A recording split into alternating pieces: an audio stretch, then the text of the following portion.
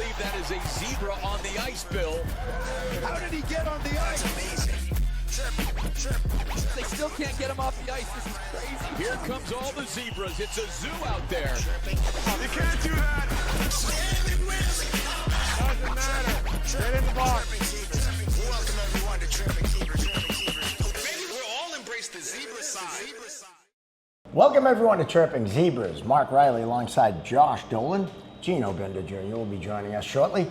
And we are coming to you from the range in Hingham.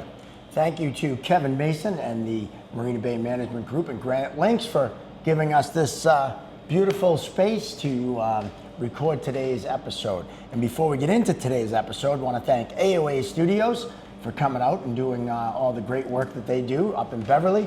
If you need a studio for anything, go see Mike and the boys at AOA Studios. Also want to thank the Referees Crease, our sponsors, the Referees Crease, your one-stop shop for all your referee needs, along with Damon Financial LLC. For over 24 years, Damon Financial has helped families and business owners grow and protect their wealth with clear, trusted strategies from retirement planning and investments to tax-efficient solutions. They deliver no-nonsense advice focused on your goals. Call them at 508-321-2101 today to schedule your meeting or find out more information and get in touch with them at damonfinancial.com.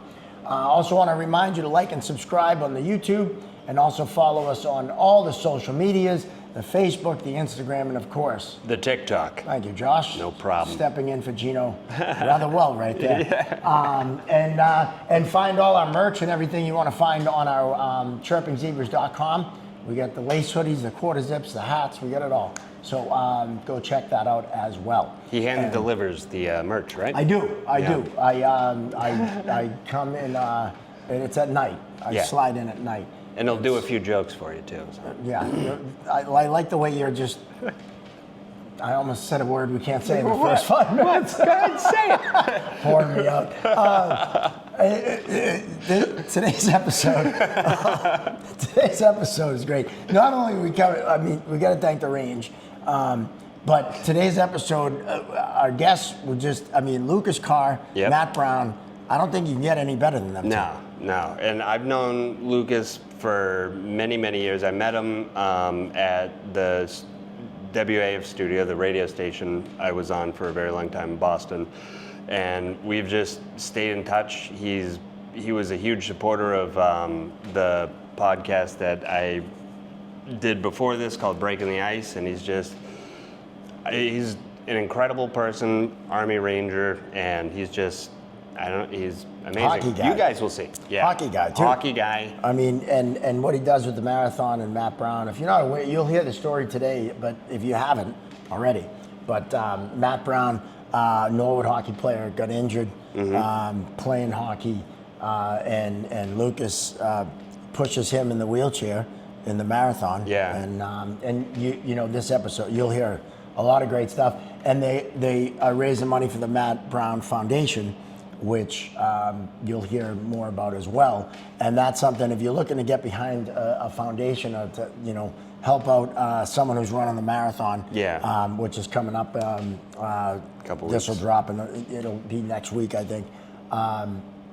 They're a great duo to get behind and check out. So not even just a great cause, they're amazing people. Yes. And just Yeah, well, and you look at Matt Brown, he's a kid, a hockey player, has a spinal cord injury, right? And now is, bound to a wheelchair for the rest of his life. A lot of us wouldn't be able to take that and do what he's done with it. Right. He does speaking engagements at high schools and colleges. He participates in started his foundation. And his attitude too is just he took something so horrible that I feel like I would be done. I would give up, and he's not only turned it around, it's gone above and beyond and helping other people with it. And And of course, Lucas, you won't find, if I was going to get pushed around, he would be my third choice. No, I'm kidding. Just a great guy, like you said, Army Ranger. Yeah. And we didn't get into, we're going to have them on again. We have to, because we only scratched the surface. A lot of it is marathon stuff. But And I know a lot of Lucas Carr's stories. It's not even an eye drop of what he's got in the tank. Yeah, so we'll have him on again. But I think you're really going to enjoy this one. Again, great two guys, a great organization, and doing something that you and I have never done, which is run a marathon. And even though I had told Becca Peasy I would run this year's marathon, it's not happening. We'd probably even bitch and moan about driving a marathon. Right. I don't even like to go to Hopkinton. I don't even like to drive out there, let alone go out there and run back. So, but enjoy this episode. Matt Brown and Lucas Carr. It's a good one. Boys, welcome. So happy to have you guys here with us on the Zebras. And right off the hop, the marathon coming up. Yeah. What's that like? Just running a marathon, let alone what you guys have accomplished. Yeah, I think it all goes back to where kind of the journey started. Lucas, I met Lucas. Didn't know at the time I was meeting Lucas Carr when I was in the second grade, but after I got hurt in 2010, Lucas made his way into the hospital, said he was from Norwood, and became, basically family after that. About 18 months later, he came by to the house and said, words that I never, imagined that in my wildest dreams would ever become a possibility. But he said, would Matt have any interest in running the Boston Marathon, participating in the Boston Marathon? And I thought to myself, I said yes right away, thinking, not knowing how it was going to work. Was he going to push me in this chair? How was that going to work? But I knew right away I was hooked. And a few weeks later, we had a racing chair. They had us do the Hyannis Marathon to get a marathon under our belt in February, and we did our first Boston Marathon in 2012. It's amazing. Right on. 90 degrees. How long you been running marathons for, Lucas? So this will be my 25th marathon, and I've got, roughly 22 seasons under my belt running just in general. And That's a lot of miles. I think for anything that really has any effort into it, running takes a lot of effort. So when you don't skate, you don't stick handle, you lose that. When you don't run and you don't train, you definitely lose that. And it really just kind of goes hand in hand with, you got to be consistent with it. And that's what every marathon season feels like since we've started doing this.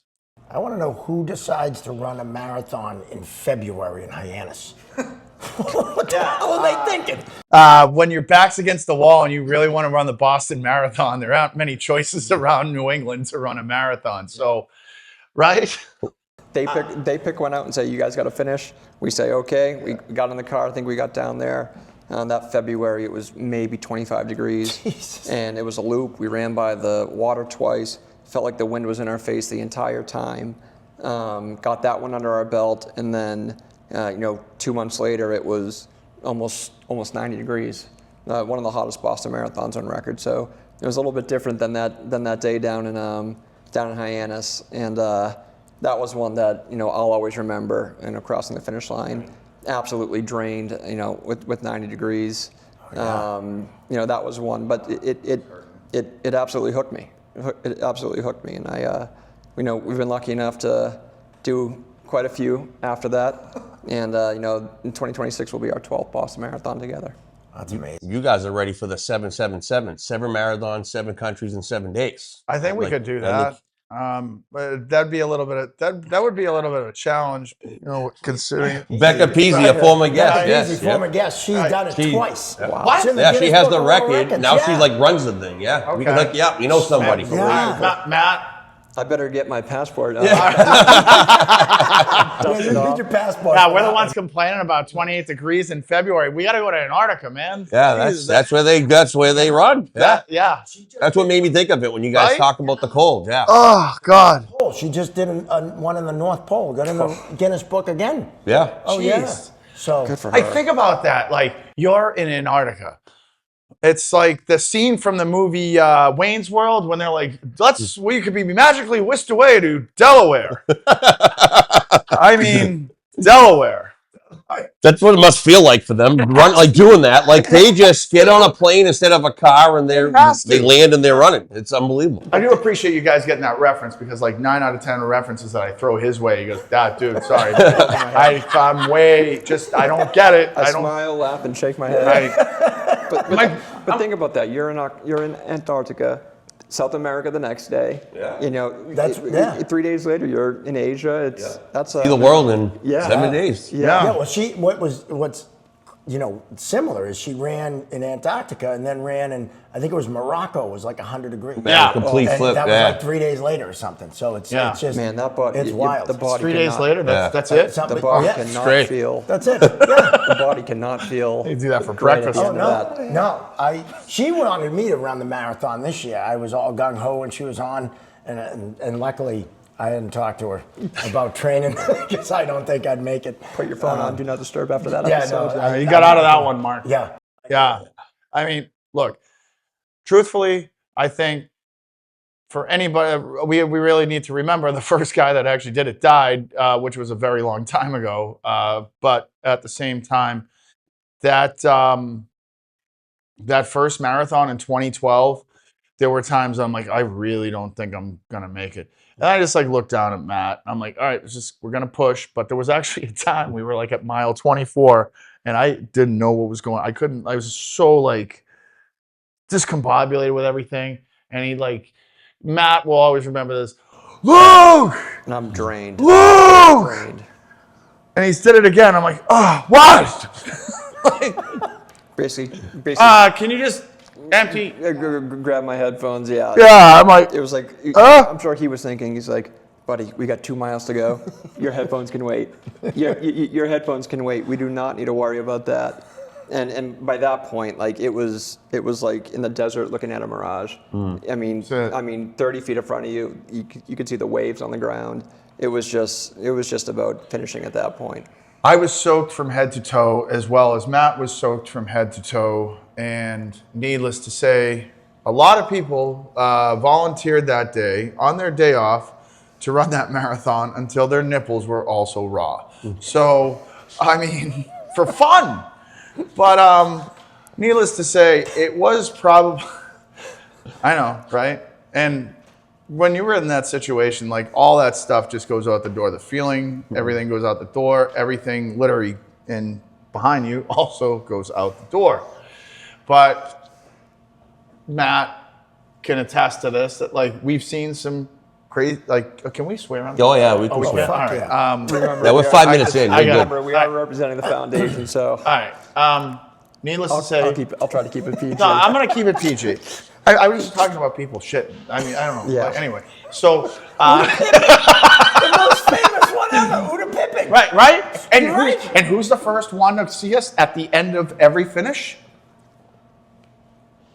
Uda Pipping. Oh. No. Right there. Yeah. Really? She's so nice to us. Like, it is the nicest thing. She is such an inspirational athlete.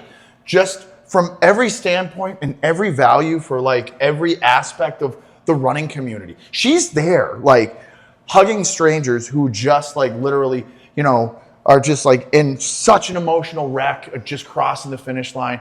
And I seen her one day. Matt was just like, I don't blame Matt because he's just like, I want to get out of this chair. I've been with this guy behind me pushing me for 4 hours. Get me out of this chair. Uda Pipping pushed somebody out of the way and was like this. And I'm like, oh, hey, Uda Pipping. Really cool. And Now it you was make me awesome. feel bad. That's awesome. Right? But at the same time, she is an athlete that knew what it took to win. Oh, no. And if you got to lighten your load, you got to lighten your load, Mike. Hey, Gino, it's right? better than I hear you. Yeah. It's better than doing a Rosie Ruiz Happens. and jumping on the tee. Ain't that Remember that one? Oh yeah. Right? It's like, where'd you come from? Yeah. The green line. That's part of the deal. Right, I get it. Not cheating, not trying. right? I mean, but like, we've seen some crazy shit on the way, and Matt looked like I know when Matt wants to say something, when he like does his turn, he turns his head up, right? And I'm just like, all right, well, he's got something to say. And it was like some person like running like it was so awkward the way they were running. I'm like, that person's got 10 more miles left to run just like that. Yeah. And I'm like, Oh boy, yeah, Matt, you're right. Like Pass her on the right. Right? On the left, yeah. They passed us. you could see you could see ligaments starting to come off the bone. They were struggling, and that was back in before BC. And thinking, oh man, you just hope they make it in one piece. Now, how is that crowd? The energy, like down the stretch, like how is that? It's awesome, and there are a couple spots along the route that that really get you going. Framingham State, with the school there. The big one is the Wellesley Scream Tunnel. All of a sudden you're about a half mile out and you hear this low rumble buzz. And for the first time, our first time running it, you had no idea what it was, but it gets louder and louder and louder, and then you get into that scream tunnel, and it's you can't hear yourself think. That's a great spot. And then the spot that I love is when you turn right at the firehouse in Newton, right before that first hill. You know what's ahead of you. It's 3.5 miles of up and down hills, and that's where you see a lot of people either push through or they've reached their limit, and it's called Heartbreak Hill for a reason. But when you get that bolt, that jolt of energy, knowing that you're already halfway there, those are the ones that really stick out. And last for me is Boylston Street. That right on Hereford, left on Boylston Street. That first time, and every marathon that we do now, that turn onto Boylston Street, where you can see the finish line, and there are people 5, 6, 7 deep on either side for the entire stretch. That's one that really gives you chills. And every year, no matter the weather, you can guarantee that that's going to be like the home run for the finish, and it's a huge pick-me-up in why we do it. That's awesome. Real cool. Now the hills, because even just running, not pushing, the hills are tough. That's a challenge by itself. It's like doing contact drills with no pucks, basically, for about 3.5 hours. Full back skate. Back skate, yeah. But at the same time, it's something that every technique really matters, like where you want to save your energy and utilize your energy the most, and pushing and everything like that. It really comes in a strategy from the start. All right, like it's great to come out of the gate smoking. I love it. One year we were cruising. It was the year after the bombing, and I don't think I stopped on the hills. And Matt knew we didn't stop on the hill. We just kept going. But going up the hills, it's like something that you need a little bit of specific energy for. I mean, it's like can't gung ho it. You gotta pick your spots, and I think that's why what we've done so much is that when we get those hills, it's a slower process, but he's saving himself for the final 6-7 miles in. So it's slow for everyone. It's slow. For us it's slow, but it's a calculated movement, I would say. 100%. It's got to be hard because I got a break on that, and I can control with my hand. I can control it with this hand, and I can use this hand to run and use my body motion.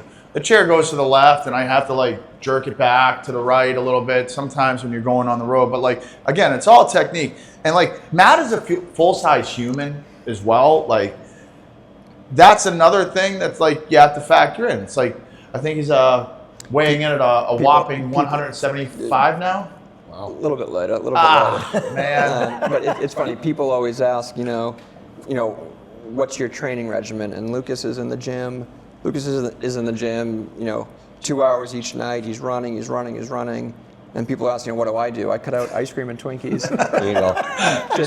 just so I'm my lightest for him. You got to be committed. Lactose intolerance is a huge key part. Nice and slow up those hills. Yeah. I joke that one of these days, one of these years, I'm not going to see him for 4 or 5 weeks, and I'm going to come in 50 pounds overweight just to bury him on the hills. just to bury him, not missing. You might let go of that chair by accident going down a hill.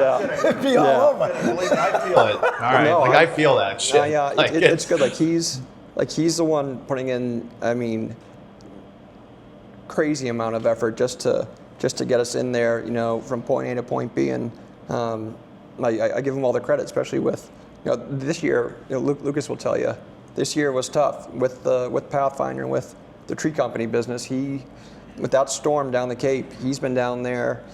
He was down there 4 weeks, 7 days a week, 12 hours a day, and he's still committed for the drive back, getting into the gym, and that really means a lot to us and the foundation.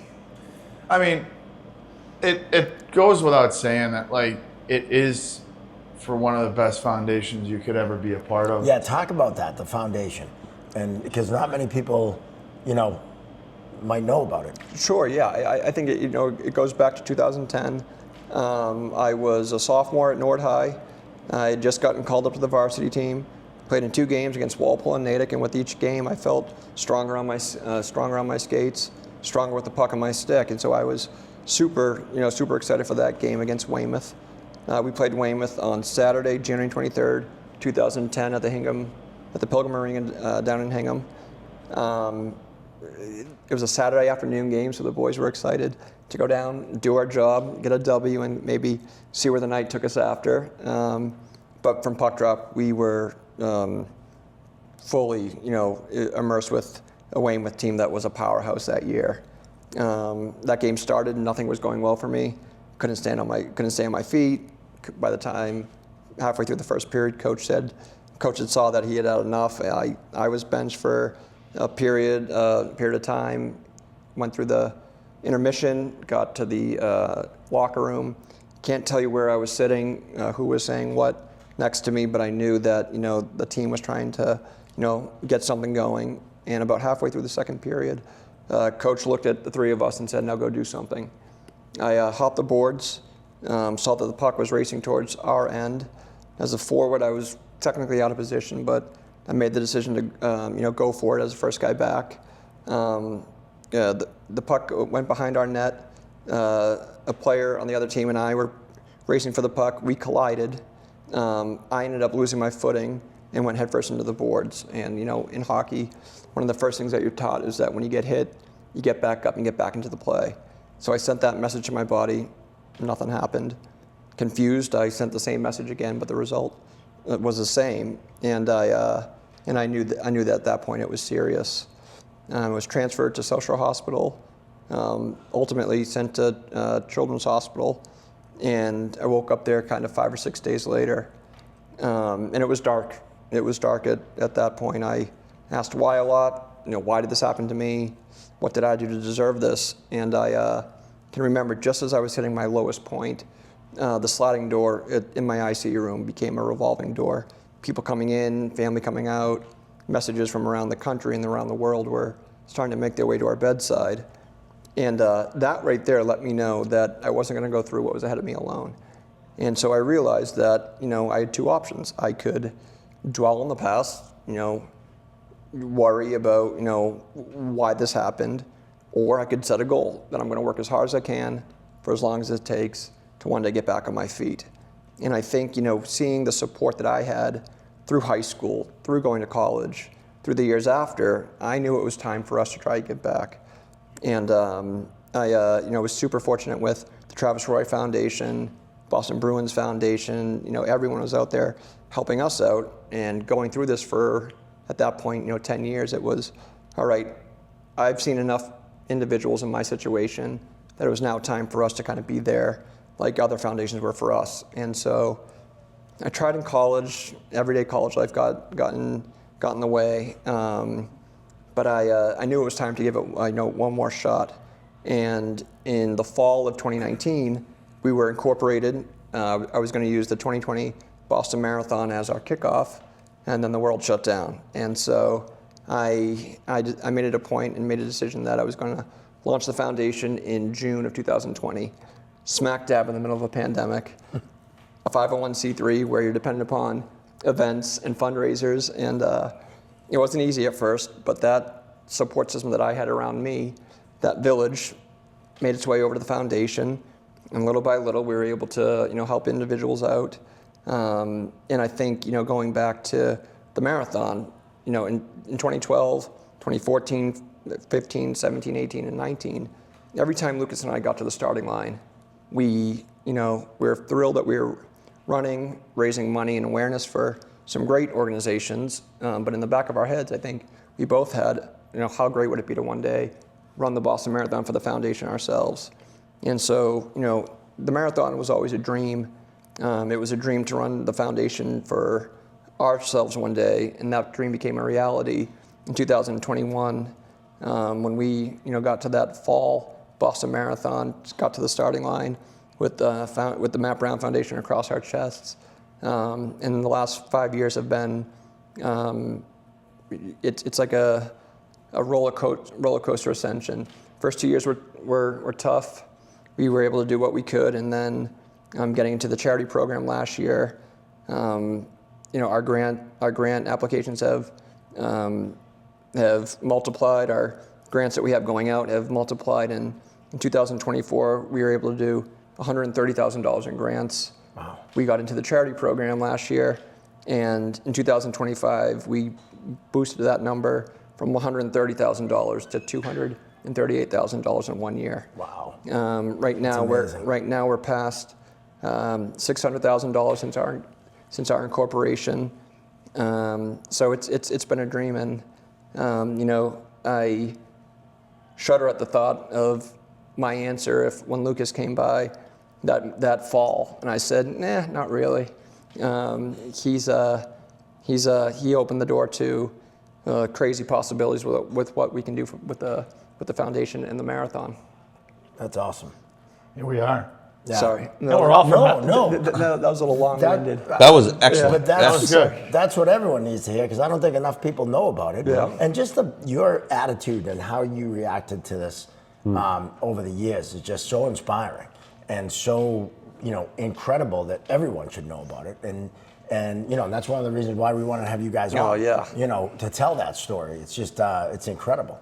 I was more lucky enough to have the opportunity with you with the Don Cherry look and the jacket there, Mark. That was back in the day, right? Yeah, I mean, this. I mean, you're a tall drink of water. You got to stretch your shit out, man. That's pretty nice. I love it. But it's, I think the biggest thing, for everybody's message to understand where Matt's coming from is you had two things to really choose from at that point, right? And the thing about where he is and where anybody with a spinal cord injury is that's what the family, forever. It's oh, I wonder, has there been improvement? Well, I'm sure there has been improvement, but the spinal cord injury is with that family forever. There'll be improvement, with motivation. There'll be motivation with, there'll be improvement with charity. There'll be improvement with grants, but that injury is with the family forever.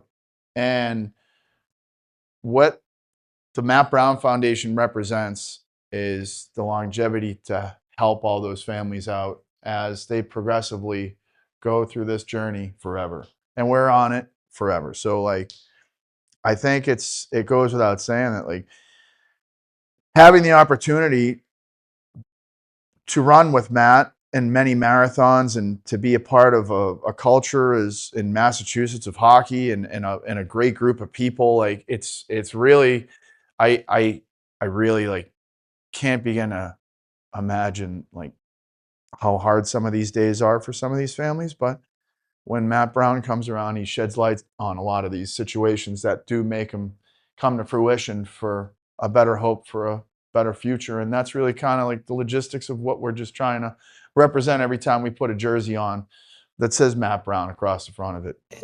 And I think one of the things that, is that these grants, unfortunately, as much as we wish they could, they're not going to cure the injury. But what they can do is possibly give someone, what we like to say is try to make someone's tomorrow a little bit easier, a little bit better than their today. The other thing is that we're showing, Lucas is showing individuals that you can get out there and, change someone's outlook on the future. And what I'm trying to show them is that, just because one door closes doesn't mean they all close. That day in January was a big door that closed. But I made it a point that there were going to be other doors that opened, and it was our job and my job to figure out what laid behind it and go in and, more doors open up. And it's just about trying to show folks that you can get out there, and the world doesn't end when something like this happens. I think, and we're all hockey guys here, right? And the hockey community is just such a great community. The best. But what happened to you could have happened to any one of us. Sure. And that's, I think, it makes you as a hockey player go, damn, like that, easily we could be in different Absolutely. places, right? And so with what you've done with it, it's just, I mean, it's so remarkable. Yeah. So, it's really an honor to have you guys on. I don't think this happens with any other sport. I'm sorry, but like I don't think the camaraderie that comes around it doesn't happen with any other sport. Like I'm not like trying to like trash talk any other sport when like tragedy hits that part of it, but like Hockey's number one in it. Like, it has to. Like It honestly, really is. I'm not like right, Gino. look at the Bruins Foundation in general. Look at all the people, Right. look at all. They're all stick around. They play every weekend for a benefit, and they're constantly giving back. And the NHL community is, in other sports, I can go into a game, a patient from somewhere can go into a game, thrilled to be there, but it's the hockey community and the hockey guys that truly want to come over, ask how you're doing, and they mean it.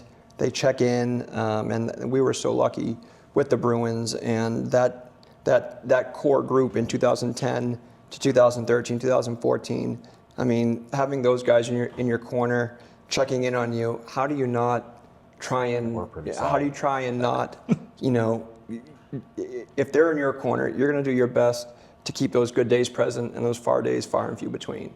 And the hockey community has been just phenomenal. Whether we got letters, whether you played it once, whether you played it twice when you were, in mites. We got letters from a guy that was 70 years old that called himself a hockey player because he laced up the skates a few times and he knew what it meant to really give back and be part of that community and try and pick up someone that needed it.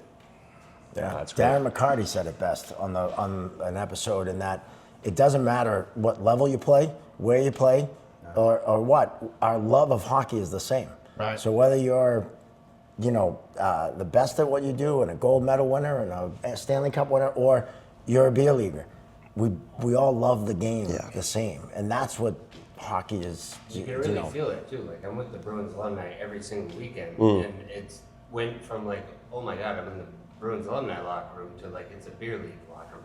It doesn't matter who's in there. Yep.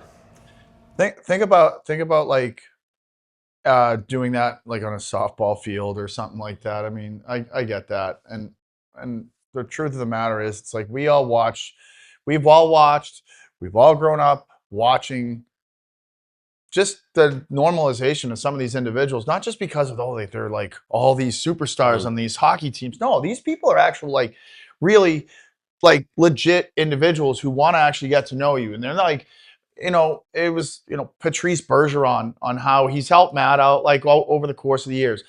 I remember it's a crazy story, right? Like Andrew Ferentz, I had met him right when he got traded here, and knowing like his accolades and like where like an impressive career, right?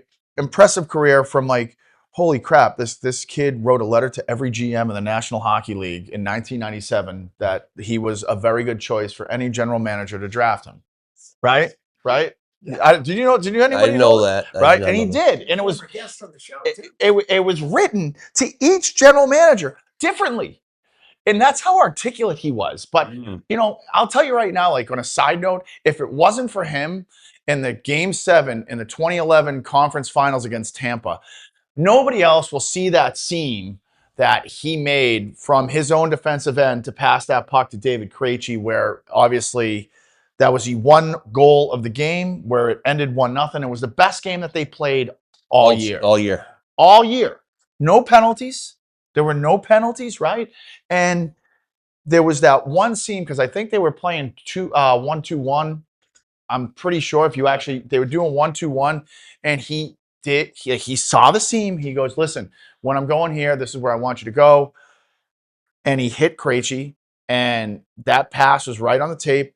And obviously, he flips to Horton. They score and they win the game.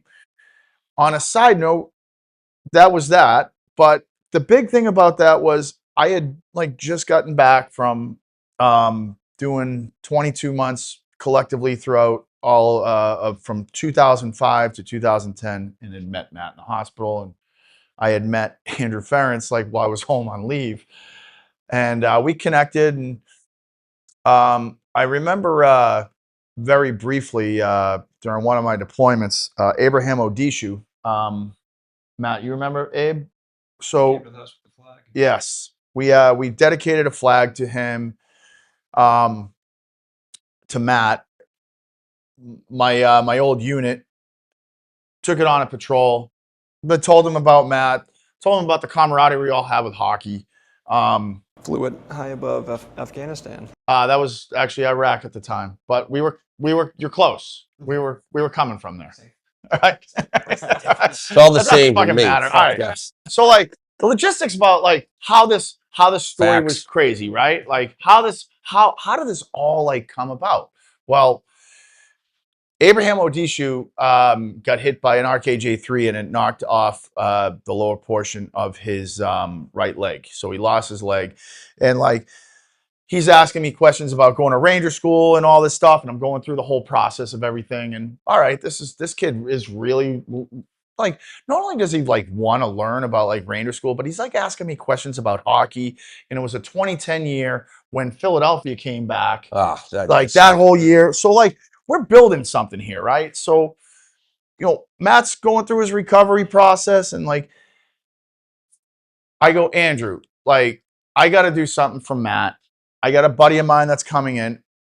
A few days before that, Abraham Odishu had just gotten released, and the first person he came to see after that, when we delivered a flag, and the person like brought all the sticks, Andrew Ferentz, was Matt Brown. So we set it up on a Sunday afternoon. All right. Sunday afternoon, Abraham Odishu flies in.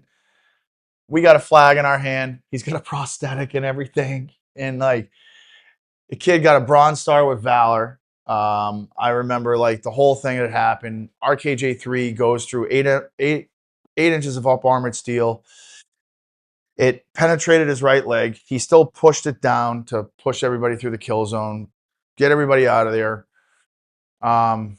Last thing I saw him was getting taken away on a medevac, and he's sending me messages on email. He's going, "Hey, Sergeant Carr, man, I'm sorry, man. I ain't gonna be able to do Ranger school, like with."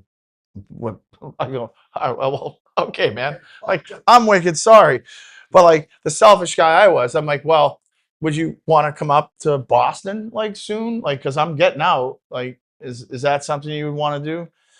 Sure as shit. Like this kid, just like Matt's expression when we brought up the opportunity of running in a marathon. Yeah, sure, I'll come there. All right. It was really cool. Right? Flew in on a Saturday. We went to a Bruins game. Got a flag. Coordinated with Andrew Ferentz. Andrew Ferentz brought sticks from everybody. Coordinated it that way. Abraham Odishu's there. It was like one of the coolest things that like, because we started this whole thing with like who these people are. Like Andrew Ferentz, like could have been like, I'm like a pro athlete. So like no, that dude wanted to come out on a Sunday afternoon with his family and visit Matt. And Andrew, I got to be so close with Andrew in the years that followed that Andrew actually wrote the foreword to my book that came out in 2019, which is really cool. Having Andrew's words in there, and I think Lucas says it right. Like he was so articulate, and nothing against hockey players, as we all were one of them once in a while. But his brains stick out, and I think that it was no shock that he went to Harvard after his retirement. But having his words in the book and reading what they meant really got the reader hooked and really set the tone for the entire book, which was great. That's awesome. Yeah, he's a great dude. He is. We've been able to hang out with him a few times at the alumni games, and You went to Montana with him. Yeah. yes, Yeah, that's right. We You were in guys did. Montana. You guys went to Montana with him. That's right. We were in Montana with Yeah. Andrew. Yeah, and Kevin Miller and all those guys, and it was incredible. Kevin Miller's great dude, man. Yeah. Oh, yeah. Don't he's got a pretty good right hook. Oh yeah, no, you don't want to piss him off. Does he still have knuckles that are like razors by any chance? Like, or are they flat now?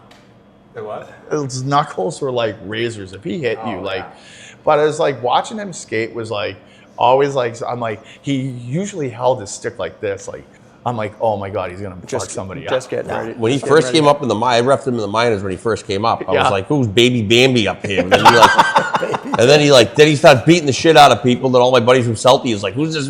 Yeah. Yeah. And I was like, yeah, let's bring him up. I And think the rest is history. I think we get another cup. The Bruins have another cup if he doesn't have that. I agree, get yeah.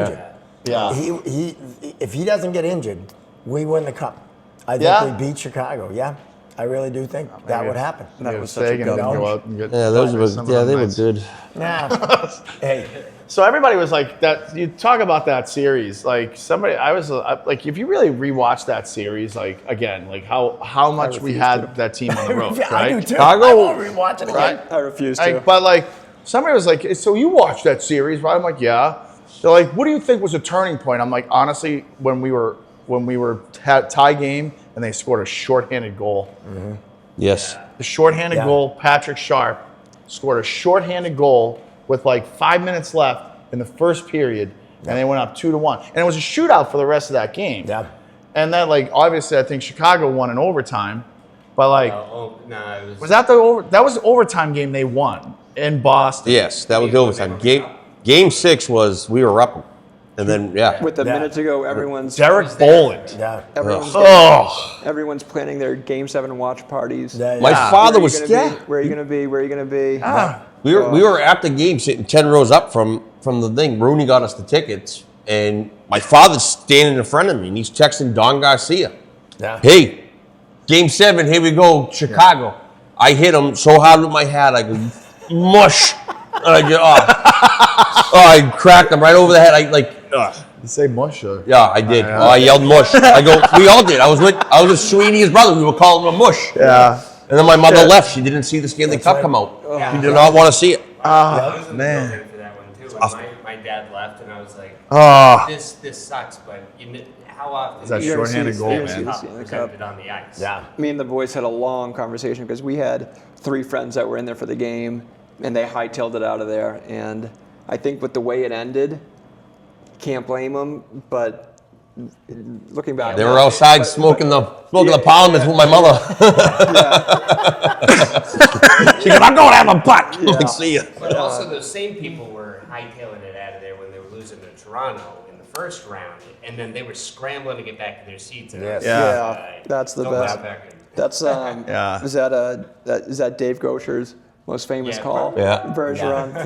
That's a good one. I Yeah. still tear up every time I Yeah. hear it. Yeah. Yeah, that was but I tell you, like those are some really good days to experience Boston Bruins hockey. Yeah. And just hockey at the NHL pinnacle, obviously it's changed quite a bit over the last 12 years. Not as you don't see as many fights. Not as tough. No. Like that year, the Bruins had the most fighting majors. I mean, who's going to go after Bergeron or Krejci with McQuaid, Sean Thornton, Kevin Miller? Keep going. There's a laundry list. And then Greg you haven't even got to Chari yet. You had Cyber, Greg Campbell, Boychuk, that defensive core Yeah. was just Right? nasty. Boychuk, Nasty. Ferencz was on that core. Yeah, he right? was tough too. Like, The whole team of large gentlemen. you would Yeah. have to be When we crazy had to them mess on, with them. every time they walked over to us, I was like, and he's a giant. Yeah. Yeah. Like, Right. Yeah. Tim Thomas fought that year too. Yes, he That's did. right. I was at that game, man. Well, thought is. Well, I mean, but you reminisce about all those good times, and that year, obviously, that was the 2013 year, and that was just the year that the Red Sox and Red Sox brought everybody together, but the Bruins just did so much for the city, Sure. for what they represented, Yep. and honestly, it's like blue collar type hockey, blue collar type city. Did it We're the right bringing way. back. Yeah. And that's what they sang, did. everyone sang the anthem.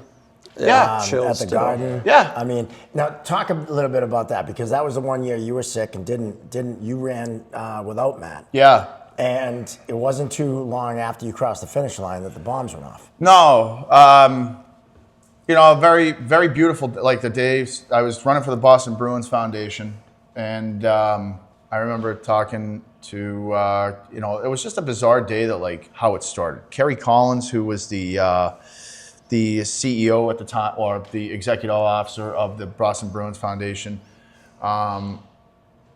she got in a car accident before and had to get escorted to the Garden early that morning.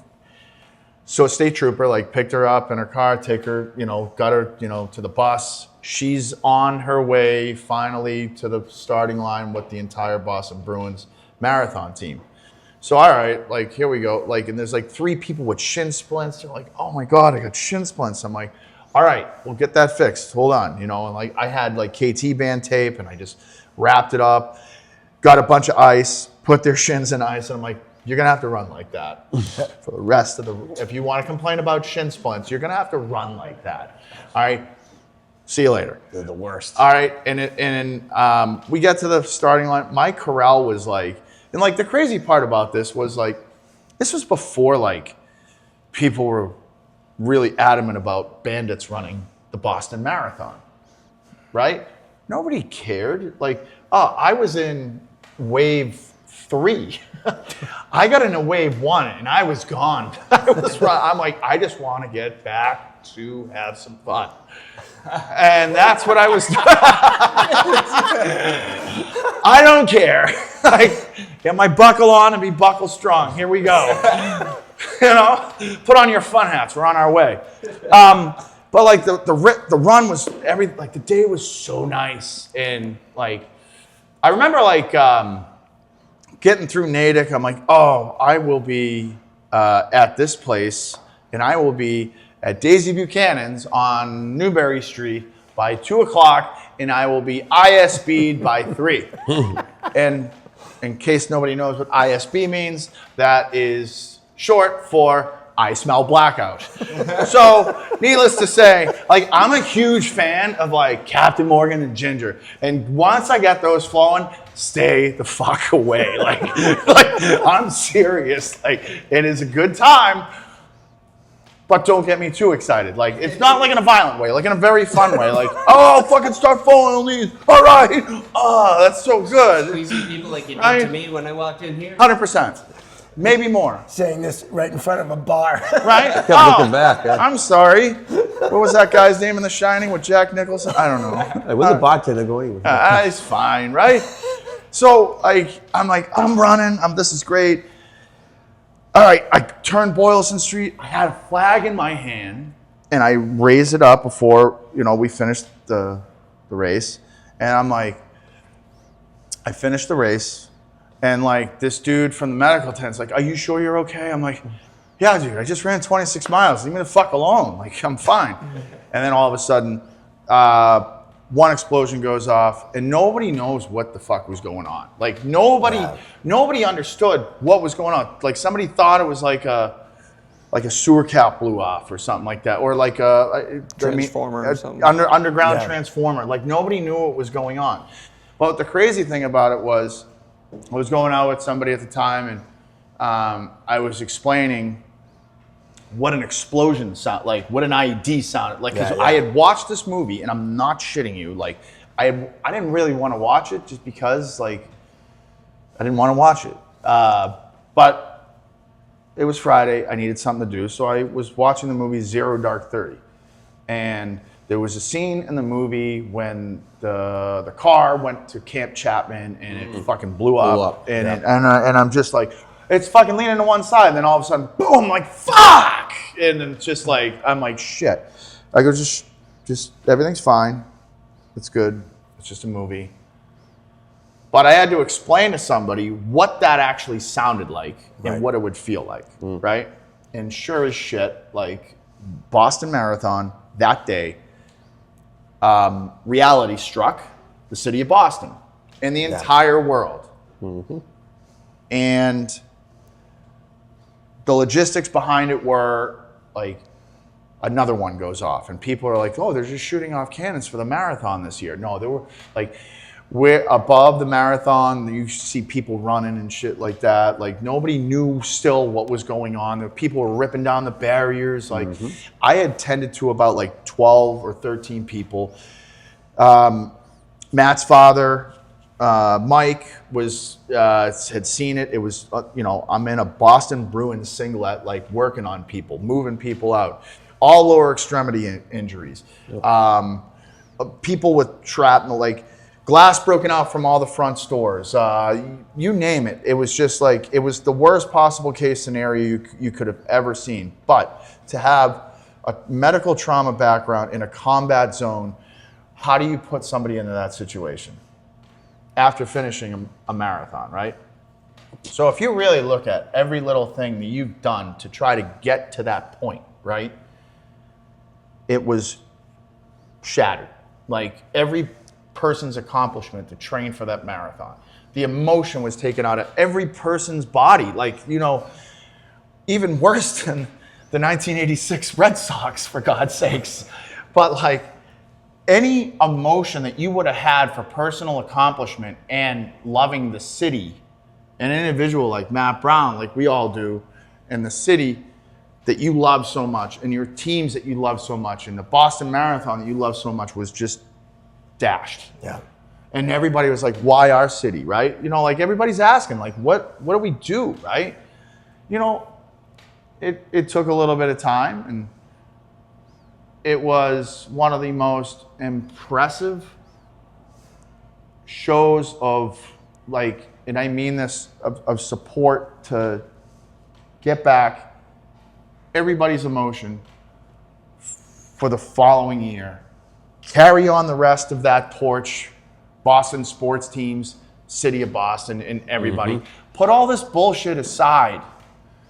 Go out there and live your life. I'm like driving by strangers who are running on the side of the road going, yeah, let's fucking go. Like, let's go. I'll get out and run with you. And like, I'm running around Boston College pond, like with Matt's chair in, not this one, but like the racing chair with like weights in it and shit like that. And like, it was like, I'll be honest with you, like it was the most surreal scene that has changed people's lives forever. Okay? And it's still remembered as one of the darkest days in this country's history. Okay? Yep. Like right here. But I'll tell you what, in typical Boston fashion, gentlemen, the city came back, the marathon came back, and they fucking rocked it the next year. With the most runners, with the most intense outpouring of security, and pulled off one of the best marathons in the entire fucking world. Okay? I remember in 2012 I ran, first one you run with headphones in, get pushed with headphones in, and you listen to music here and there. I turned off my music, that first mile in 2014, just to listen to the crowd the entire run in. That city and that marathon route from Hopkinton to Boston was alive, and it was you could not get not emotional. Like you couldn't help but get emotional after every mile you got closer, knowing you're going to get closer to the finish line. That was a really unbelievable outpouring of support that we saw, and 35,000 runners saw that year. That's one that sticks in my mind to this day. Oh yeah. It was just. Sorry about the F-bombs, Mark, Gino, Josh. We encourage it. I get it, but like Matt knows. Hey, it's emotion. Hey. I know, but like I just like, I want to just like, that was, so much emotion for like the city that day with Matt, and like here we were running for the Travis Roy Foundation too, and it was the most I've ever felt like as part of a team, thanks to Matt Brown in this city, because I don't think I'd feel I think I'd feel different any other way. Yeah. And I don't, and I would never want to change that day. No, of course. I think you're right in that, it was such a horrific Sorry, man, event. just- no, Yeah, you're don't good, know. dude. That's awesome. But you're right, Boston, it showed what kind of city we have. It does. And Oh, yeah. what kind of people we have. Yeah. And, of course, the David Ortiz moment, the Red Sox winning that year, the Bruins go to the Cup. I mean, And the Red Sox went down Boylston on their parade. that's right. That's right. Yeah. I mean, Where were just we, those, Matt? I just got chills. Yeah. Because I forgot about that. How cool is that? Unbelievable. And so it was a horrific event, but again, every horrific event has, the other side of it. It showed what kind of city we're made of. Yeah. And Do you know the next premier marquee running event was after that? no. The 2013 New York City Marathon. We've been to New York City twice. Boston will always be number one in my eyes. Right. Always. But here's a shitty part about the New York City Marathon. Well, there's a crazy part and there's a shitty part, right? Well, it's in New York. Like, not Well, it's in New York. We got to Right. sit on New York. right. I know. There's a crazy part and there's a shitty part, but there's a funny known fact behind it. So, Matt, I forwarded Matt like a couple emails the other day. And I've always really kind of kept it confidential with Matt's father, Mike. Like, hey, Mike, this is what we kind of like led up to. This is where we kind of like, this is what got us to this point at the New York City Marathon. Matt, was that the first time you've actually seen those emails at all? First time seeing the emails, but I had known that they were not letting us run because I technically couldn't push myself. So because I couldn't technically push myself, That's the shitty part. they gave us some flack and said, no, you're not in. And we said, okay, we have an army behind us that is going to hear this and it's not going to sit well with them. Are you sure you want to do this? And they said, bring it on. And we went. No shit. Yeah, they said, bring it on. And we got news outlets, we had blogs, we had postings and social media posts. And quickly they realized that they made the wrong decision. And they allowed us to participate in the 2013 and then the 2014 New York City Marathon. And now they have one of the biggest duo programs in the marathon world. Wow. So that was Boston always had, the duos, Hoyts, right? They Yes, always had the thank duos. God for them. Right. Rick and Dick Hoyt, we owe, and we're not the only ones that owe so much to them. But they said they as their motto is, yes, you can, yes, you can, and Dick got out there with his son Ricky, and they did, I don't know, 30 Boston marathons. Wow. They've done close to that. I Yeah, think 30 and- plus. And Easily, and they 60 plus and they opened the door for folks like us to be crazy enough to say yes in 2011 and run that Boston Marathon in 2012, and it's a day that Lucas and I look forward to every year. Yeah. Did they ever explain how the hell you were supposed to push yourself?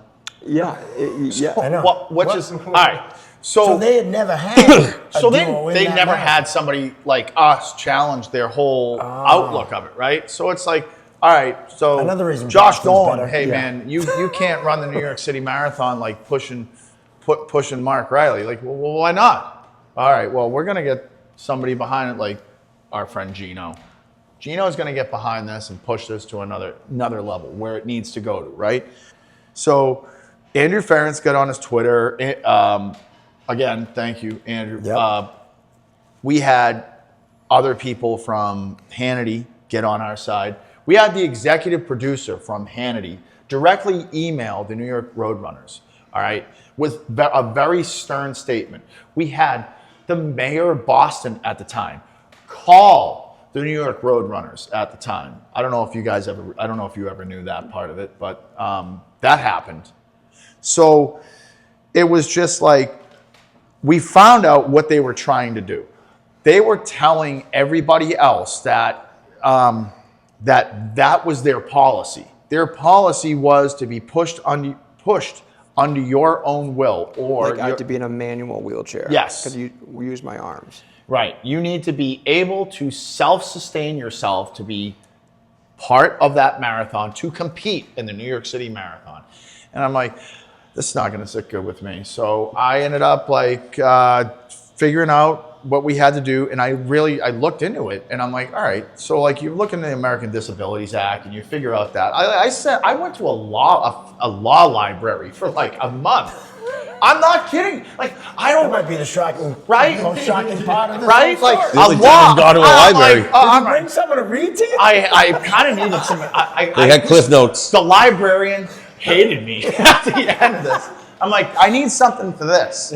Yeah, you're gonna find that over there. I'm like, I've been here for a month. I'm like best friend with you. Like, no. She goes, where are you going to law school?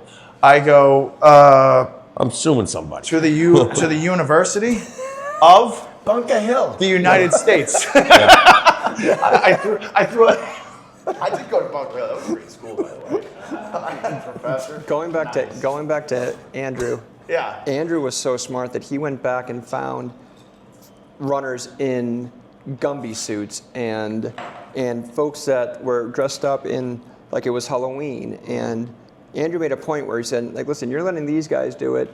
And then he showed pictures of us in the Boston Marathon. Like we were in it for the right reasons, not saying that their 26.2 miles is means any less than ours, but like they made a mockery of it in their costumes. Like we were in it in athletic gear, and he just made a point where he said it would be a travesty and a big mishap if you don't let these guys in, and then it spread like crazy. So I ended up.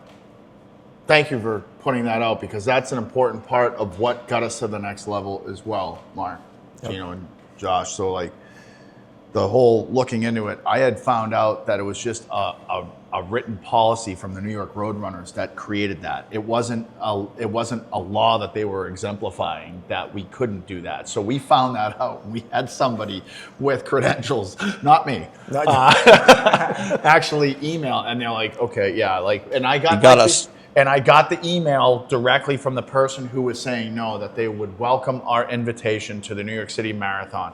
Within less than a minute, I had sent that to Mike Brown. I had sent that to Matt. I go, guys, get ready to go to New York. We're going to run the New York City Marathon. And those two were cool. And they were great. We got the right tires and everything. Yeah, it was good. It was good. Motorized. What?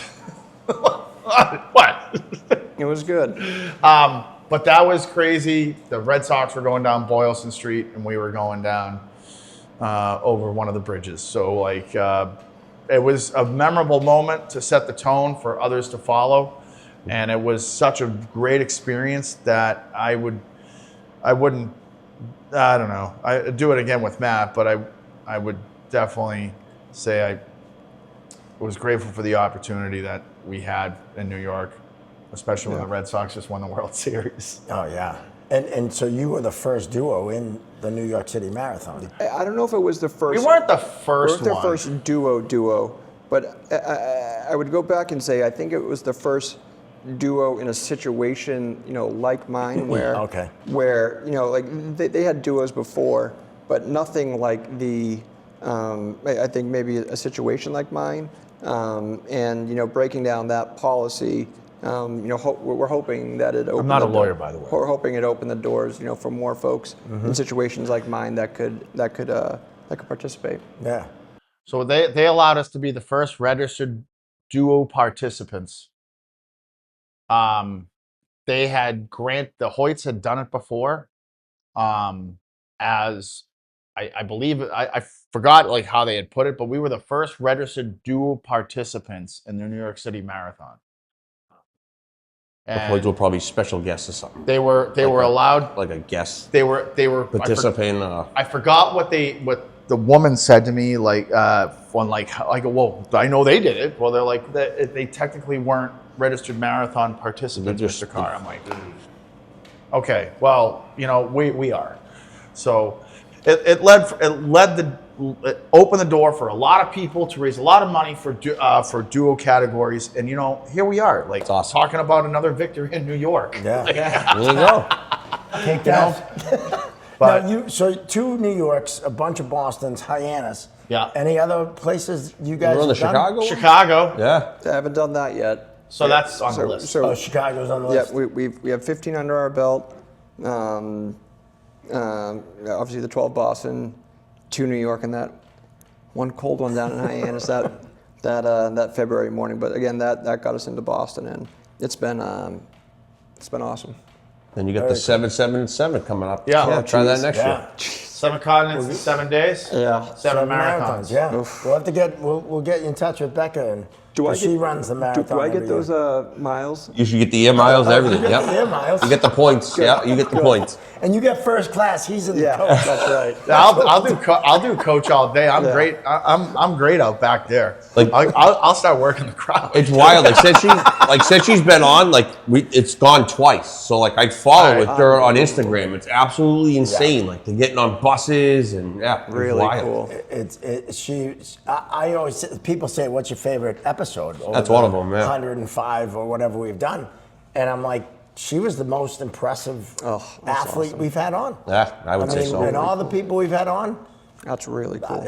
7 marathons, 7 days, 7 continents. 7 continents. Twice. Twice. What are we World doing record wrong, holder. Matt? I know. Seriously, man, let's just get going. Let's just get those miles going. Hey, we're in the you sky do right that, now, Matt. I want to come just to watch and We'll get support, you in there. and I'll probably still pull something, but. Mark will make it to the first country and go, yeah, I'm good here. Josh, a side note question. So, here we are. So, Josh Dolan, great dude, big Bill Burr fan, and I'm still to this day, I still text him money in the walls, Random. random. Oh, I got money in the walls. The funniest thing about And he's dying laughing on the other end of the phone. 100%. You got a helicopter on the roof, up and out, baby. You get an apocalypse. And you're reading it at dinner time thinking, where is this coming from? He's in his truck giggling. Yeah. Right? So, we talked about 2014. Josh Dolan was on the radio, the Hillman Morning Show at 107.3 WAF in the morning. And we connected through, God bless him, I love you, buddy, LB. Still to this day is painful. But we connected just before the 2014 Boston Marathon. And for every time that we still connect and we still laugh at each other, we still have this story where LB wouldn't take the pen cap off of Gene Simmons' Sharpie. And it's still the funniest thing that kind of ties a lost pastime together. What do you mean? Yeah, it was at the Witches Brew Cafe? Wasn't Yes. it? It was the Witches Brew Cafe in Salem. I'm on leave, by the way. All right. And and there's a live broadcast on the Hillman Morning Show, and I started drinking beers with LB at 7:30 in the morning. And That's because he said It's a work day. lunchtime. Yeah. Right. It's I can't. I gotta. we started drinking beers, and 9:30's coming around. Everybody's like, "Hey, get it together. Gene Simmons is coming." And I'm like, "Who? Gene Simmons? How awesome is it for somebody who wears makeup on their face and puts high heels on? Loser!" And he's kind of walking in behind me, and needless to say, I know, not I didn't think he heard me. I know he heard me. All right. And I know he did, because Greg Hill's but in the back of Greg Hill's mind, Greg Hill's this is good for me because I got beef with this guy anyway. So whatever, it's fine.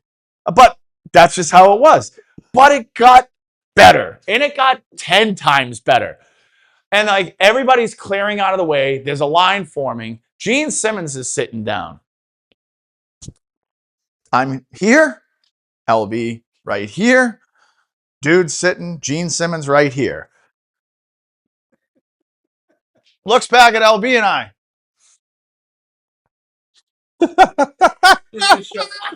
and I'm and LB is I'm not taking your pen cap off, Gene. Why would he want to take the Because he thought he was that special. Oh yeah. I ain't taking your pen cap off, Gene. Crushes his beer, puts it down on the table. 5 minutes later, like you could see he's kind of ruffled. Oh, the girl, God, take that back off. All right, that's fine. 5 minutes later, there's a woman walking by with like a poppy seed muffin on a tray, like 2 of them. And Gene Simmons goes, "Oh, those look like really good poppy seed muffins." And LB goes, "Yeah, hey Gene, if you probably asked a waitress for one, she'll get you one if you want." You so good. And it was just like the best like chirp with no like intentional feelings to hurt yours, especially after we said no to your pen cap, Gene. And it's still like the funniest story that Josh That's remembers like yesterday. Yeah, it was- And obviously, like Brownie, I'm not gonna lie, like we were 10 sheets to the wind, and we still had to go to like a live concert that Kiss was playing that night at the Garden. And I think they had just like recently changed it over to the Garden. And I'm like, where the fucking Garden's been like long gone, guys. Why are we going? Oh, they just renamed it. Bullshit. I get there. There's a big sign. Welcome to the Garden. Like, oh fuck. Not the Fleet Center. Not the Fleet Center anymore. That was horrible. Oh, That it's was so still the gross. worst. Oh, I never called it the Fleet. It's still the worst ice in the NHL. I'm it's pretty bad. sure. Montreal is the best. I thought skated there. Edmonton and Calgary was. I never made it up that. I was gonna say those that are 2 spots I it never made sits it. nice and flat, but yeah, I'm not taking your pen cap off, Gene. Cheers, LB. I love you, buddy. And as you would always say, feed me. I'm hot. That is awesome. Right? It was funny because he had no idea who LB was, and LB's just like, He didn't know, like, and it helped because, like, dude, you're Gene Simmons from Kiss. That's it. I want to rock and roll all night. Ah, shut up. You know, We're definitely tagging Gene Simmons in this. yeah, I hope so. Hey, Gene, his real name's Emmett, I believe. Emmett? Yeah, Really? and he looks like, you look at his Google picture, he looks like a gremlin. He does. He really does. That's why you had to put paint on. I love it. Right? I guess we can cross off any donations from. Matt is like, wait a minute, we kissed. I get it. I get Go ahead, check. No, not anymore. Oh, we're I just didn't- kidding. We're just kidding. Someone would have to take Hey. someone would have to take the cap off to write the Hey, check. hey, So hey, don't Mark. worry about it. That story never happened. Never happened. We just made it up. But like, Well, it's funny that you have a story with Josh, and then we have a story from the Clatter Cup oh God. from I don't even know how many years. Ken Casey's Clatter Cup. That Back in was Tewksbury. 2015. Yeah. That was from the radio? 2015. Yeah, and I was coaching. Yeah. You were I the was celebrity Don coach. Cherry. Way up. I was the celebrity Were you coach. the celebrity I was a coach? celebrity coach back in 2015, which is hilarious. Oh God. This is why I love people. You know, I fucking but we love had that was a weekend too. With, So- with another great person, God Drake. bless his soul, Kevin Joyce. Joyce, right? Kevin Joyce was probably the most down-to-earth individual you'd ever meet. One of the best. Brownie, this is like, it's one of the coolest dudes you'd ever meet. Yeah. Matt. And he like was the one who brought that whole team. He like handpicked. I got a Facebook message from him. He goes, "I would love for you to play in this charity hockey tournament." All right, like Kevin, I'll play. And we got like a chat group, and the name of that team was called Healthy Scratch. Yeah, I remember. Okay? Yeah. That was the name of our team. I like was those. the coach. Right? And he got asked to coach. Yeah. Right? Because back then my back, I couldn't play, so I coached. oh yeah, because I beat the shit out of you in the other charity. Yeah. Is that what happened? Settle down. That back excuse still with you. That back issue still with me, but that's why I was coaching. I thought that was one of the, and Bobby Orr was there, and an entire fight broke out with the dude from the Jack of Diamonds. Jack of Diamonds. Jack of I Diamonds remember. was the name of the hockey team that really wanted to win this charity They were hockey. all about it. They were all about There's it. nothing about showing up at a charity game and really trying to win. I should talk that team. Really try to win. Pro shop credit. you do a lot for some pro shop credit. That's true. That is true. I do cheat in every golf event too. That's a good point. Oh, by the way, Bobby Orr, LB would take his pen cap off. But I don't blame him. I think he did. He did. That's Gino. so funny. Gino, The like, Aces. Mark brought up a really good point about like this hockey tournament. Like, there was a fight, like dudes, gloves off and everything. How do you perceive that in a hockey tournament? Worse than the worse than the New York firefighters and cops the other night. That was a good. That was a good tilt. That happens all the time. That happens every year, but that happens every year with them. Like there was some history there. But not even close to like somebody like. And Brian Leach was on that team. Yeah, Leach was on that team. I was shit talking that team so much, more than whoever was refereeing. I knew the referees, and I was torturing those guys. That's awesome. And we had a blast. And our good friend Brian Horan was also involved. Yeah, he was very much so. He was a very vocal candidate on that team that day. And Brian Horan, this bud's for you. Yeah. But that was probably like, I think for the most part, like that was just a coming out of like, hey, here we are with hockey. Yeah. And here we are. This is what brings us together. And I think for a lot of viewers today, like, you know, again, hockey brought out a podcast today with Matt Brown. Yep. And I think the best part about like what we're talking about and what we're doing today is that like we are all together one way or another, brought together by one of the greatest sports in the entire world. 100%. Well said. But also by one of the most inspirational people too. Seriously, look at that. He starts off strong, gets you a little lost halfway through the podcast, and brings you right back. He knows how to set him up and knock him down, baby. Right right back up. for the landing. Artist, absolute artist. Right back for the landing. You know what? You know what's funny, man? Like, so you guys, like, you know, he's like, let's be honest with you guys. Like, We'll cut this. no. We'll cut this. No. You know, I know I know here we are, right? I'll get like, my lawyer involved. Yeah. I'll go to the library again if you need me to. You guys know something, like, his chirps are fucking still there. Yeah. Okay? He is chirping, like, still. Listen, can't swing the mitts. I gotta knock you down. I love it. Right? Gotta knock you down somehow. Knock him off the game somehow. I was like, I made like some stupid comment, like, cause I'm like I'm like winded and shit, like one time, and like the elite runners went past us, and I like got a glimpse of like a couple of like of the elite women runners, and I'm like, oh my god, they're flying, huh? And I like got a glimpse of like one runner, and I was just like, hey, nice earrings. Yes. Listen. That pin drop that you just heard. That pin drop that you just heard was the same on the course. It was like, did he just say Like that? That is awesome. Did the girl turn? Hey, No, no, God, no. She was. So you were fucking Doing 4-minute miles. Yeah. See ya. When she finished though, she was like, some asshole said nice earrings to me. but back nice then. earrings. But you know what's funny? 7. So she does 4-minute miles. That mile was 3 minutes and 30 seconds after Lucas. I think that was 3:59. After Lucas said that, she was like, And she did not go to Daisies. No, No. she didn't go to Daisy's that year, Gino. But like, let's the whole that was pretty funny, Matt. You got us. You awesome. brought Yeah, us in there. no, that was good. Well, there's so much more we wanted to get to, but we'll have to. You'll be a repeat guest. You'll have to come on again. Oh, absolutely. Because Yeah. I wanted to. You know, military. That's like you're my heroes. Oh, you anyone who served, Dude. We got a great connection with the Warrior for Life Fund and the Navy Yeah. SEALs, and I wanted to kind of get into that, but we'll get into that. You got next 2 time. minutes. You know, no, we're good. We can do it however Just long do. we want. We'll do a couple minutes because I Gino's really. gotta get going. Oh, you do. Yeah. I'm sorry. But, I fucked this that's up. okay. No, you're good, man. That's right. all right. Did you guys We talk can- about that was your jacket? The Army Ranger jacket Yeah. that the Bruins used. Yes. That's in his house, Yeah. framed. That was my next question. Yeah. Fuck. Wow. Yeah. So Lucas I'm was. sorry, man. I fucked that up. You didn't fuck anything up. Lucas. No, you got nothing. Lucas was able to bring that jersey into that 2013 team, and you saw them up at every post game, player of the game.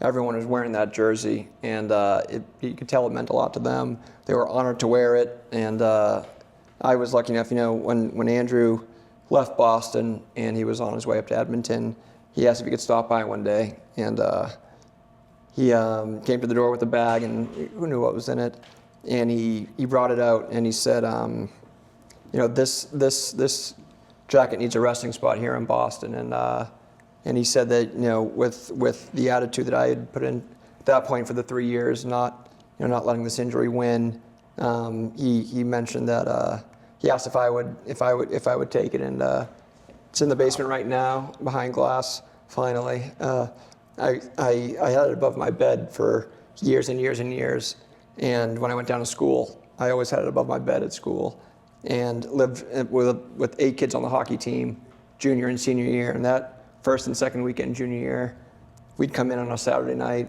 1, 2 a.m. The boys were feeling pretty good, and they'd come into the room and be like, "Hey, do you mind if I throw it on to send a picture to my dad, send a picture to my boys?" And that jacket made a lot of people happy, and being able to look at it, every time we're in the basement, that really means a lot. Yeah, it really means a lot. Very cool. There were 4 of them. There were 4 of them custom made during a trip that Lyndon Byers, Andrew Ferentz, myself, and Sean Thornton was actually supposed to go on, but he had other plans during that trip. So it was given to Andrew Ferentz at the 75th Ranger Regiment headquarters, and it really meant a lot to some of the guys who were there, and the Army Ranger Training Brigade. It meant a lot to the guys there that watched these pro athletes think that, they had so much belief and what they did to protect the country, and the instillment in that still is, truthfully speaking, we all come from very patriotic families. I will literally fight beside any man, and I will die for any woman, and I will take that to my grave with me everywhere I go. But that day meant so much more to watch these Army Rangers who've done multiple deployments since 2001 have that made up and hand that off to those individuals. That's cool. That's really And cool. now it sits in this young man's basement, framed in glass with medals, skill badges, and it is in there with the scripture of how it became and how it was created. And if you ever want to visit it one day, Don't give out the address. get a hold of us. You can give us that out off camera. But yeah, it was. My stalker might be out there. He might. He was a little disappointed at first when I took it. He said, "Where'd the jacket go?" I had to put it in a frame, man. Yeah. That was where it is. Also It had a belongs. frame. I think. Did you give the flag to WAF? There was a giant flag that was in the studio. So- was that? Yeah. So in 2009, it was our. This is a story for your viewers and whatnot. In 2009, we ended up watching all of the American forces pull out of all the major cities in Iraq, and I was watching that from a Black Hawk for a little while. And obviously, big world news is going to be they're just going to show everything, but everybody had already pulled out of the cities before the news even was reporting that we're moving out of all the major cities in Iraq. And for some of us who were just still sticking around and kind of watching all this, it's we were watching the country just still be unified, still be patriotic. And we had a flag with us that the crew chief took on a plane. It was the 160th 160th SOAR crew chief, and he was from Massachusetts, and I kind of told him about what was going on, and he goes, "Dude, I'm gonna fucking put this thing. We're gonna fly. You're gonna be on the manifest." And well, there was really a manifest. We just kind of went out and did it. And he goes, "We're just gonna go around," and we're just going around areas in Iraq that were desolated by years of bombs and IEDs and you name it. It was history in the making that is subtly combined in an American flag right now that we as a group all got to see. I got to technically really share that with some of the coolest people, and it went to the we had given that the day after we presented the Boston Bruins with a flag on the ice that Andrew Ferentz was also there for. He's getting a lot of chirps for this one today, isn't he? Yeah. So, but Mark Stewart, we originally, I had known Mark Stewart prior to that. Did an on-ice presentation of a Boston Bruins flag that's still in their locker room. But we took a flag the next day and gave it to Carrie Hale, Mistress Carrie. We gave it to the WAF studio as our victory to the American people for what we experienced over the last, call it 8 years. And it was the best little humble victory that we all got to embrace with everybody in the WAF studio at the time and members of the Boston Bruins as well. And, cool. you know, it was probably the most humbling experience we've actually had to fly a mission from scratch, put it in a frame, bring it to its final destination. And there's the man who can witness it. Yep. Right there. It was the coolest. I spent so much time in that studio, obviously. And I was just staring at that. Like, Kurt Schilling was in the studio that day. He was wearing a 1st Infantry Division shirt. I'm sorry, a 4th ID shirt. He goes, "Who are you guys?" We're like, we're like just dudes who were just dropping off a flag. Like, he knew who the fuck he fucking knew who we were. He, like, dude, he pitched with a cut on his neck. right. Dude, come on. Who are Like, you guys? you don't know? No, you fucking know. Like, I got right? a shirt on. Who are you? But like, it was really? it was the most humbling experience. Like, to like, I really like think about it in this context. Like, in such a short amount of time, there was that, and there's Matt's injury, and then not long after that, here we are running fucking marathons, and we're celebrating a victory every day. I am the luckiest person to have the opportunity to run for the Matt Brown Foundation and be part of the Chirping Zebras podcast. Life isn't perfect, but this is perfect. And I really just can't thank you guys enough, for everything the community's done for Matt and the military. So very, very humbling experience and a very lucky experience to be here. And thank you, Brownie. Thank you. Thanks for having you guys. Appreciate It's an it, guys. absolute Thanks, honor. boys. Thank you. Now, if someone wants to make a donation or get involved with the foundation or the marathon, how do we do that? You can go to mattbrownfoundation.org. On the homepage, there's the rundown of we have in our events. We have the Give and Gain up there. Lucas and I have the duo bib. We have 5 other runners as part of the official charity bib, a part of the official charity program. So there's going to be 6 or 7 of us out there on Marathon Monday. And for those, real quick, going back, the marathon's is 2 weeks from today, on the April 20th. But this process starts months and months and months before, and it takes dedication, sacrifice, and for Lucas and our 5 other runners, for them to sacrifice some of their time, their efforts, their blood, sweat, and tears, all for us to make someone's day a little bit easier and a little bit better tomorrow. It's I can't thank them enough. That's awesome. So you go to mattbrownfoundation.org. It's on there. Get in touch. If you want to think about maybe running next year, I'll think about it. yeah. Gino? I already thought about it. How about you, Josh? I'll wear my nicest here. All right. just make sure, don't put any pen caps around us. That's all. No, I'm taking them off. don't ask to take a pen cap off. And this will drop before the marathon happens. Awesome. Okay. This will drop, I think, not this coming, next week or whatever. Awesome. But it'll be out there so people can cheer you guys on if they see you passing by. We'll be at the after party. We got the invite Good. to the after party. I might be going to the Red Sox game. Oh, my. Oh, wow. Are they? What place That's are a they? 420, right? Yeah. No, free tickets, man. I'll take it. Listen, I'll take anything to go hang out with my college roommates who I haven't seen since for almost a year. Yeah. So Willie Hayes? Ricky kidding? Vaughn? I'm not going to watch one pitch. Fucking guys, I man. probably won't even watch one pitch. I hope not to be sober walking in. You're gonna go get the lobster mac and cheese fries or whatever they have. Dude, like Foolishness. oh man, this is like the Red Sox. Really, like Jesus, this guy here is dead. Cross him off then. These guys suck.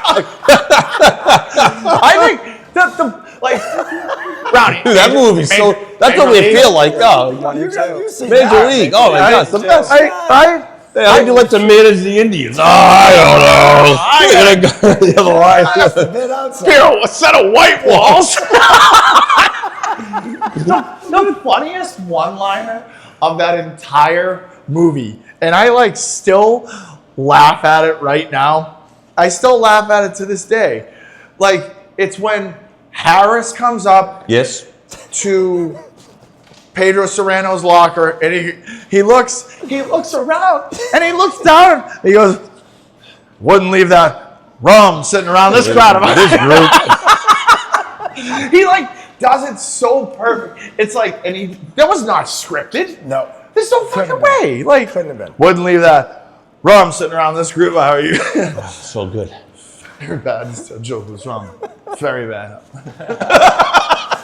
He gets hit with a I bat. think he should go to acting next, man. What do you No, think? no. Sure. Not with a guy who's think like that- trying to like impress somebody with an earrings comment. And she's running 3:59-minute You have no miles. chance of catching her. Hey, maybe improv's not your thing. Maybe scripts are.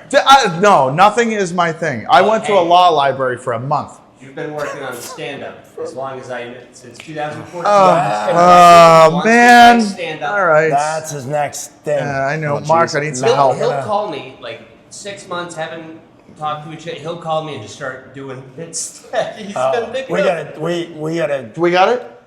You know what? Pat Collins got me into that crap. Well, listen. I love Pat, but I'll be in the I'll back help with you the. out. I'll be in the back with the tomatoes. Okay, I get it. You know? You help me with the marathon. I'll help you with the stand-up. Let's go. And only one of us is gonna I think succeed. Matt, you should do some. Yeah. You got some one-liners in there.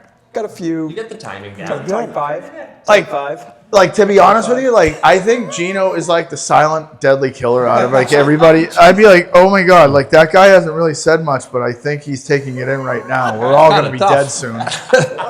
What? Yeah, he just said something that blew my mind. Like, all right, that's cool. Well, I mean, yeah, he is from Southie. No, I know a few people. he knows people. I know he people. knows people. I know a guy. Yeah. This Right? is great. Seriously. No. This is Yeah, the thanks. really You've been like awesome. guys. Short notice. Oh This was man, awesome. No, we're happy to have you on, and our endings never. No. They always go on and on. Good. So you know what I mean. So Thanks for coming. Yeah, thank you guys. I got to go run. it's been awesome. Well, Gino came, Gino went. But we, just an amazing story, an amazing two people. Like we said, just the hockey community and the hockey world is just a unique place. I feel like the next time we have them on, we should just have Andrew Ferentz here with us. Right? I mean, It's almost like he was on the show. a lot of love given to Andrew Ferentz for sure. For good And reason. A lot of love given to a couple of people in the hockey community we lost. LB, Mm-hmm. Kevin Joyce. We say it all the time, and we're biased. We're hockey people. Yeah. But the hockey community just rallies in a way that not other sports do. I always wonder that too, if I'm just biased or like we're biased because we're hockey people, but there's been a lot of people lately that know nothing about hockey and have kind of brought them into the hockey world, and Yes. they have said that, where they're like, whoa, this is not like Yeah. football or like not. And not like to we take said- anything yeah, away from the not other sports saying or that they're other not. athletes, right? Yeah, And it's just plenty of different. athletes do things and do amazing things in all the other sports. But hockey is that one community. Everyone knows someone that knows someone. And it's a small community and a weird one where we don't want new people. I feel like when new people start coming in, we're like, what do you Well, want? that's a Boston thing. Yeah, well. Let's be honest. Yeah. That's a Boston thing. Or air, is where you are from. Shout out Air. Yeah, but another great one. We're on a Yeah. heater. We are. We are on a serious heater, and even though we were at a bar, Yeah. no one partook in any alcohol. Me and you don't drink, so. Well, that's true. That's true. The tap And water's gone, A couple but, yeah. episodes ago, TR, I think, drank enough for. Oh, he drank many enough people. for everyone at the parade. So, still a great episode. If you haven't seen it, check out our episode with Terry Ryan and Dolo. But that's going to wrap it up. Coming again, we want to thank the Range here in Hingham. Great place, great space back here, Kevin function Mason. space. A great restaurant. They got the driving range here. All made possible by Kevin Mason and Granite Links and the Marina Bay Management Group. So we want to thank them. We want to also thank AOA Studios in Beverly, and also want to thank our sponsors, the Referees Crease and Damon Financial LLC. Want to remind you to find us at chirpingzebras.com. Check out all our merch, and also like and subscribe on the YouTube, and find us on all the social medias, the Instagram, the Facebook, and of course, The TikTok. thank you. And that's the sign that we need to go. So, Money in the walls. for Josh Dolan, Gino Binder Jr., I'm Mark Riley saying so long. We'll see you next time right here on the Chirping Zebras.